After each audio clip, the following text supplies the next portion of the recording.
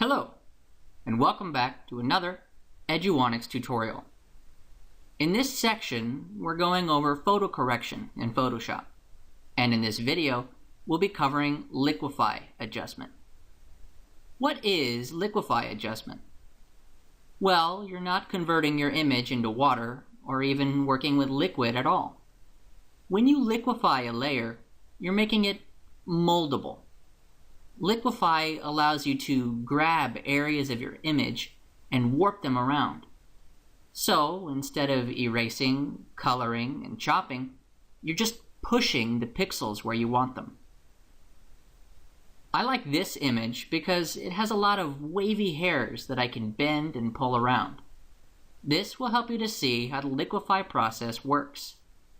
To start off, I'm going to duplicate my current layer by hitting Ctrl-J on the keyboard.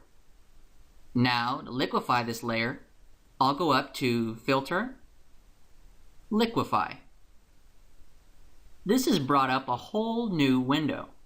In here, we have my image in the middle, which hasn't changed. It hasn't changed yet because I have to tell Liquefy what to do. The main tool to use is up here on the top left. It's called the Forward Warp tool, and I'll just make sure that I have it selected and brush it in the image.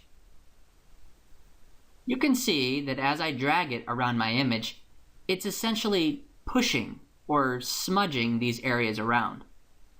In fact, it does remind me of the smudge tool. The main difference between this and the smudge tool are all the new options I have at my disposal. If I check here on the right, there's some tool options. There's brush size, obviously controlling the size of the brush, and below it I have brush pressure, which controls the strength of the push the brush applies. And these options aren't limited to just the Forward Warp tool. In fact, most of these tools on the left operate with the same basic size and pressure options. Below the Forward Warp tool, I have something called the Reconstruct tool. As I drag it in my image, you can see it acts as sort of a undo eraser. I can use it to sort of push things back to the way they were. This is important because I don't have access to the history panel while I'm in the Liquefy window. If I want to undo all of my Liquefy, but I don't want to cancel out the whole window, I can just click this Restore All button over here on the bottom right, and it will revert my whole image back to its original state. To the left, below the Reconstruct tool, I have this thing called the Pucker tool. I'm going to go ahead and click and hold this on my image. What this is doing is it's shrinking everything inside the brush toward the very center. And you'll notice that it leaves the very edges of the brush intact. The longer I hold this in one place, the more it shrinks. Kind of looks like a black hole.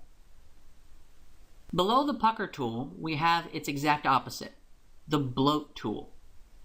I'm going to go ahead and click and hold in one spot. Nothing happens.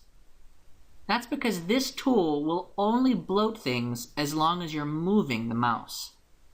A lot of people find this tool difficult to control, but it's pretty simple. You just click and drag at a slow speed to make small changes, and click and drag at a faster speed to make big changes. Finally, below the Bloat tool, we have a tricky one, the Push Left tool. Basically, this one works exactly like the Forward Warp tool, only it redirects everything to the left of whatever direction we're moving. So, if I drag up, it will push left. If I drag down, it will push right. If I drag left, it will push down. And if I drag right, it will push up. Like I said, it's a little tricky, but it makes it so that instead of dragging many lines with the Forward Warp tool,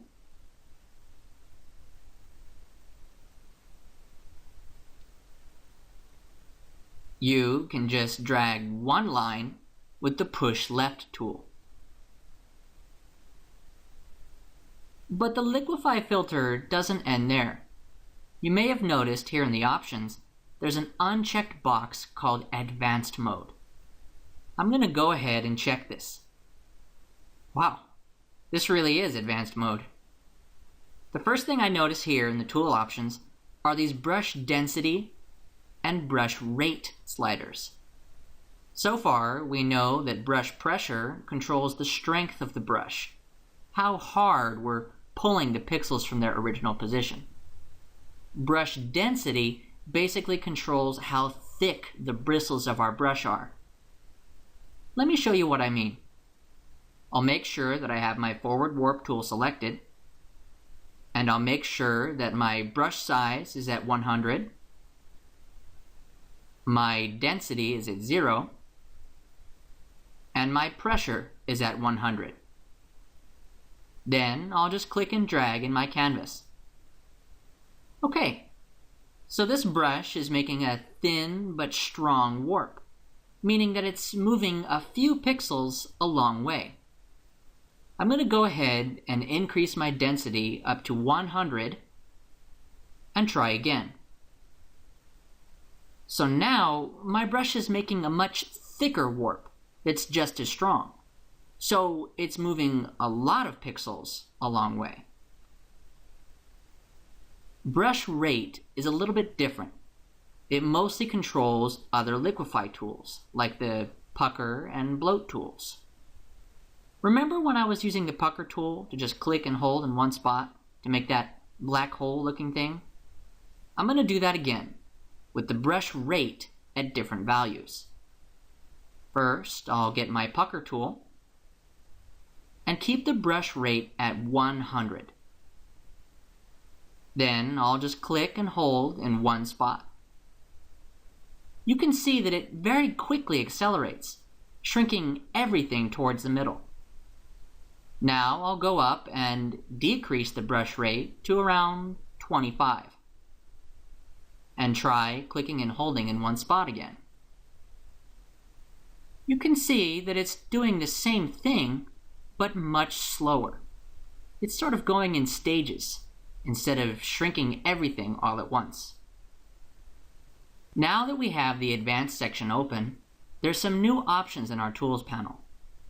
This one, above the Pucker tool, is called the Twirl Clockwise tool, and it's another tool that is affected by brush rate.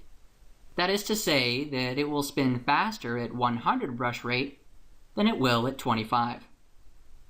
If I bring my brush rate back up to 100 and click and hold in my image, it will make a spiral going clockwise. If I want to make the spiral go counterclockwise, I can just press and hold the Alt key, and it will spin in the opposite direction. Another tool I have above the Twirl tool is called the Smooth tool. Now the Smooth tool is a little unique. It functions a little like the Reconstruct tool, but it doesn't go as far as to completely undo your changes like the Reconstruct tool will do. To demonstrate what I mean, I'll get my Reconstruct tool and apply it to the spiral on the right. You can see how it very quickly just vanishes my spiral as I drag over it. Now I'll get the Smooth tool and try the same thing on the other spiral. You can see that it not so much erases my spiral as it tries to sort of make more sense of the spiral, pushing things in an area where they make more sense, but not necessarily undoing the warp. Eventually, I'll get to a point where the tool doesn't really seem to be making much of a difference anymore, which should mean that my image is back to normal. But if I go over here and click the Restore All button, you can see that there would have been a lot more to go to make my image normal again. Another tool we have near the bottom here is called the Freeze Mask tool. This is very useful. Let's say that I want to move all this fur around, but I don't want to affect this lady's face.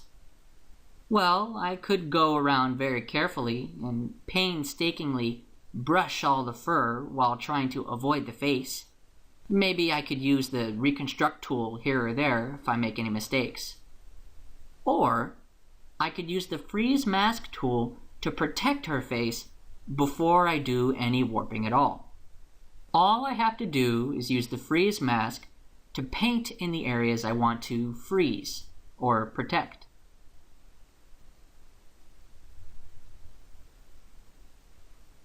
Then I'll go here near the bottom right and uncheck Show Mask. Now I'll get my swirl tool and just go crazy with it.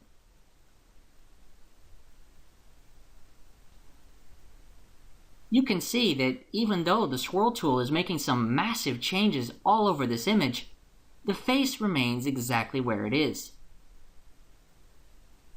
There's one more option I want to show you. You see these areas where I twirled near the edges? I made these sort of holes because I brought these areas of the image too far in. Fortunately, there's an option below the brush rate on the right called Pin Edges. I'll just check that, and boom, my edges are fixed. This sort of stretches my image to fill the gaps. Very cool. Okay, that will do it for the Liquefy filter. I'll go over some more photo correction techniques in the next video.